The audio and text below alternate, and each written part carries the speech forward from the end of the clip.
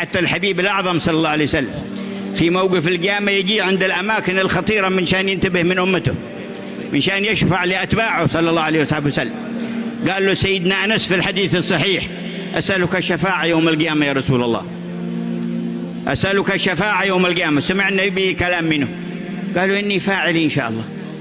ما قال له بلغت ولا أشركت ولا زيدت، قال له إني فاعل إن شاء الله. سيدنا أنس قال: فأين أجدك؟ القيامة وملايين والوفين حصلك في ذاك اليوم. قال له صلى الله عليه وسلم: اطلبني عند الميزان. قال: فإن لم أجدك؟ قال: فاطلبني على الصراط. قال: فإن لم أجدك؟ قال: فاطلبني على الحوض، فإني لا أخطئ هذه المواضع الثلاث. ليش يجينا عند الميزان؟ يتفقد أمته من شان ما تخف بهم الموازين، من شان محبيه والصادقين معه يقع لهم خراج في ذاك الموقف. إذا الميزان كل ما عاد حد يعرف الثاني إلا محمد قيم. أبو القاسم القشيري في تفسيره يروي عنه صلى الله عليه وسلم أنه قال: ويقف بعض المؤمنين على الميزان فترجح كفة سيئاته فيظن أنه هلك.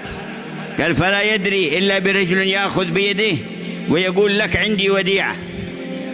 قال: فيأخذ قطعة معه من الكتاب فيضعها في كفة الحسنات فترجح. قال: فيتعلق به، يقول: من أنت الذي أنقذنا الله بك في هذا الموقف؟ يقول: نبيك محمد. الله صلى عليه.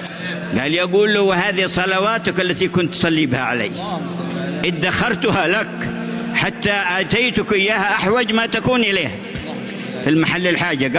قال سيدنا أنس: تطلبني عند الميزان. عند الميزان منتبه من أمته عليه الصلاة والسلام.